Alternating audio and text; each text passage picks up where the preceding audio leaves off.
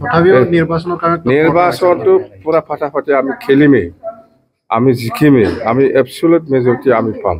তেতিয়াহ'লে এতিয়া বিটিচি নিৰ্বাচনত হেলিকপ্টাৰ উৰাব নোৱাৰিব? কিয় হেলিকপ্টাৰ লাগে? দৰকাৰ নাই। এতিয়া গাড়ী আছে, গাড়ী দি যাম দেই। কমেও 25, কমেও 25টা আমি পাবই, 25টা তলত নাপায়। চৰকাৰ আহিলে আমি কি কি কাম কৰিম সেইবিলাক আমি প্লেনিং কৰি আছোঁ। এডুকেশ্যন ছেক্টৰত হওক, এগ্ৰিকালচাৰ ছেক্টৰত হওক, আৰু ইয়াং যুৱক যুৱতীসকলৰ ক্ষেত্ৰত আমি কেনেকৈ আমি বিটিচি চৰকাৰ হিচাপে সহায় কৰিব পাৰে, ইহঁতক কাম কৰাৰ ক্ষেত্ৰত বা এংগেজমেণ্ট কেনেকৈ দিব পাৰে সেইবিলাকৰ ক্ষেত্ৰত আমি চিন্তা চৰ্চা কৰি আছোঁ, কেনেকৈ কাম কৰি যাম। মুঠতে আমি এইবাৰ প্লেনিং হিচাপে আমি কাম কৰি যাম। আৰু মাটিৰ পাট্টা দিয়াটো স্পষ্ট কথা আমি দিমেই। আৰু প্ৰত্যেকটা সমষ্টিত ২৫০০জনকৈ মানে বেনিফিচাৰীক আমি IBS দিম। IBS মানে যিসকলে লেবাৰ কাম কৰি পেলাই খায়, যিসকলে আজি লেবাৰ নকৰিলে, আজি চব্জি যদি বিক্ৰী নকৰে অহাকালি খাব নাপায়, এনেকুৱা ধৰণৰ মানে বেনিফিচাৰীসকলক আমি প্ৰত্যেকজনকে বছৰত ৫,০০০ কৰি দিম। এক বছৰত আমি ৫,০০০ দিম। বছৰত একবাৰ আহে আমাৰ পইচাটো। মুঠতে একটা সমষ্টিত ২৫০০জন বেনিফিচাৰীয়ে ৫,০০০কৈ পাব। আৰু প্ৰত্যেকটা সমষ্টিত আমি ৫০টা ছেল্ফ হেল্প গ্ৰুপক আমি পইচা দিম একটা বছৰত। এইটো হ'ল ২৫,০০০ কৰি। আৰু ইয়াতকৈ বেছিও হ'ব পাৰে। এইটো মুঠতে কিবা এটা মুঠতে আমি দিম, ছেল্ফ হেল্প গ্ৰুপক এইটো আমি দিম। আৰু বেকাৰ সমস্যাটো কেনেকৈ সমাধান কৰিব পাৰে, আমাৰ MA MSc BA হিচাপ নাই আজিৰ দিনত। প্ৰত্যেক গাঁৱে গাঁৱে MA MSc পাছ হৈ পেলাই থকা, BA পাছ হৈ পেলাই থকা এনেকুৱা বহুত ল'ৰা ছোৱালী আছে। সিহঁতৰ কাৰণেও আমি কিবা এটা কাম কৰি দিব পাৰে নেকি, এই বেকাৰ সমস্যাটো সমাধান কৰিব পাৰে নেকি, কিবা একটা মানে মিনিমাম হ'লেও সমাধান কৰি দিব পাৰে নেকি। ইয়াৰ কাৰণে আমি 100 crore চিন্তা কৰিছোঁ। বছৰত 100 কোটি আমি ব্যৱহাৰ কৰিম এই যুৱক যুৱতীসকলৰ কাৰণে। বেকাৰ সমস্যাটো অলপ হ'লেও যাতে আমি সমাধান কৰি দিব পাৰে তাৰ কাৰণে এইবিলাক প্ৰজেক্ট আমাৰ আছে। আৰু এডুকেশ্যন ছেক্টৰত আমি কৈছোঁ ওদালগুৰিত বড়োলেণ্ড ইউনিভাৰ্চিটি কেম্পাছ আমি বনাম। আৰু চালবাৰীত আমি কিংবা একটা কলেজত মানে MLAকে আপগ্ৰেড কৰি পেলাই কৰিব পৰা সুবিধা দিম। মঞ্চলপুৰতো কৰিম, তামোলপুৰতো কৰিম। মুঠতে একটা চাব ডিভিজন বা ডিষ্ট্ৰিক্ট হেডকোৱাৰ্টাৰবিলাকত এই সুবিধাটো আমি কৰি দিম।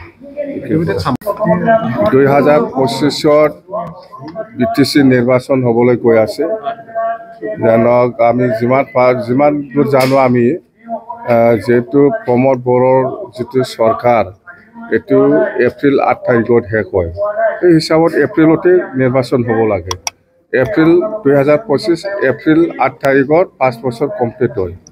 সেই হিচাপত আমি ভাবি আছোঁ যে এপ্ৰিলতে নিৰ্বাচন হ'ব। সেইকাৰণে আমি আজি কোকৰাঝাৰ জিলা BPF দলৰ নতুন বডি যিটো ফৰ্মেশ্যনৰ কিছুমান এক্সক্লুজন এনেকুৱা কৰিছে। ইয়াৰে ওথ টেকিং আছিল। এই ওথ টেকিঙৰ সময়ত হোৱা আগতে যিখিনি মোক ভাষণ দিবলৈ সুবিধা দিছে, ইয়াতে মই কৈছোঁ যে আমাৰ যিটো চেণ্ট্ৰেল কমিটি আৰু কোকৰাঝাৰ ডিষ্ট্ৰিক্ট কমিটি আৰু চেণ্ট্ৰেল কমিটিৰ যিটো BPF দলৰ অফিচ, এই অফিচটো ইলেকশ্যন শেষ হোৱাৰ নেক্সট দিনাই আমি ভাঙাই দিম। যিহেতু চৰকাৰ আহিবই, আমি এই অফিচটো আমি বনাম। ইলেকশ্যন শেষ হোৱাৰ আগতে, ৰিজাল্টৰ আগতে আমি এই অফিচটো ভাঙাই দিম। 6 মহলীয়া হ'ব, G+6 হ'ব। ফাৰ্ষ্ট ফ্ল'ৰত কনফাৰেঞ্চ হল থাকিব, গ্ৰাউণ্ড ফ্ল'ৰটো গোটেই পাৰ্কিং, ছেকেণ্ড আৰু থাৰ্ডটো মানে থাকিব পৰা হোটেল নিচিনা ৰুম 30-40টা ৰুম থাকিব। আৰু ফ'ৰ্থ ফ্ল'ৰত কোকৰাঝাৰ ডিষ্ট্ৰিক্ট কমিটিৰ PSU, ইয়থ, পেৰেণ্ট আৰু ওমেনৰ চেম্বাৰ থাকিব, অফিচ চেম্বাৰ। আৰু ফিফ্থ ফ্ল'ৰত চেণ্ট্ৰেল কমিটিৰ পেৰেণ্ট বডি, প্ৰেচিডেণ্ট ছেক্ৰেটাৰী বা ওমেন বডি প্ৰেচিডেণ্ট ছেক্ৰেটাৰী, এনেকুৱা ইয়থ PSU সেইবিলাকত চবৰে চেম্বাৰ থাকিব। আৰু লাষ্ট 6 ফ্ল'ৰত এনে ডাইনিং হল আমি বনাম বুলি ভাবিছোঁ মানে ডাইনিং হল এই চিষ্টেমত ঘৰটো বনোৱা হ'ব সেই কথাটোৱে কৈছোঁ মই যিটো নিৰ্বাচন অকলে যুঁজিব বুলি কৈছে নিৰ্বাচন আমাৰ সেইদিনা 19 তাৰিখত খাজুলগাঁৱত CWC মিটিং হৈছে ইয়াতে নিৰ্বাচনটো বিপে অকলে খেলিব বুলি ডিচিশ্যন লোৱা হৈছে যেহেতু আমি MP নিৰ্বাচনতো অকলে খেলিছোঁ আৰু যোৱা বাই ইলেকশ্যনতো আমি অকলে খেলিছোঁ আৰু 2020 চনত যিটো BTC নিৰ্বাচন ইয়াতো আমি বিপে অকলে নিৰ্বাচন কৰিছোঁ কথা সেইটোৱেই মাজত MLA 2021ত যিটো MLA ইলেকশ্যন ইয়াত আমি কংগ্ৰেছ মিত্ৰজোঁট লগত আছিল এতিয়া কিন্তু নাই কথা সেইটোৱেই কামপাৰ কথাটো আমিও শুনিছোঁ আপোনালোকেও শুনি আছে নিশ্চয় মই নাজানো আজিলৈকে কিন্তু কোনো দলত যোৱাটো মই দেখিবলৈ পোৱা নাই সেইটো মই ক'ব নোৱাৰোঁ আজিৰ দিনত আবেদনৰ ক্ষেত্ৰত নামত তাৰমানে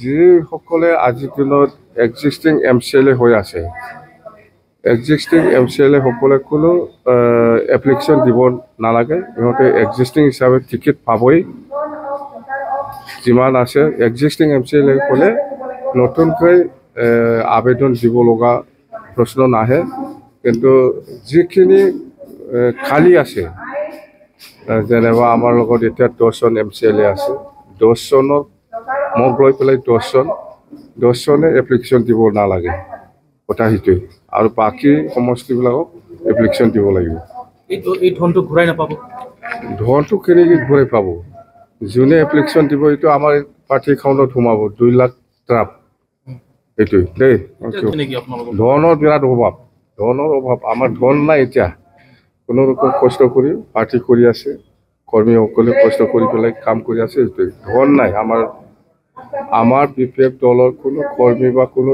MCLA বা MLA সকলৰ লগত একদম ধন নাই আমি বিচাৰি আছোঁ কোনোবা দাহাৰ দিয়ে নেকি কোনোবা লোন দিয়ে নেকি এইটো আমি বিচাৰি আছোঁ কোনোবা যদি আমাক লোন দিব ইচ্ছা হয় দিব পাৰে কোনোবা যদি ধাৰ হিচাপে দিব পাৰে বাছ এইটো নিৰ্বাচনটো পূৰা ফাটাফাটি আমি খেলিমেই আমি জিকিমেই আমি এবছলুট মেজৰিটি আমি পাম তেতিয়াহ'লে এতিয়া BTC নিৰ্বাচনত হেলিকপ্টাৰ উৰাব নোৱাৰিব কিয় হেলিকপ্টাৰ লাগে দৰকাৰ নাই এতিয়া গাড়ী আছে গাড়ী দি যাম দেই কমেও 25টা আমি পাবই 25টা তলত নাপায় দেই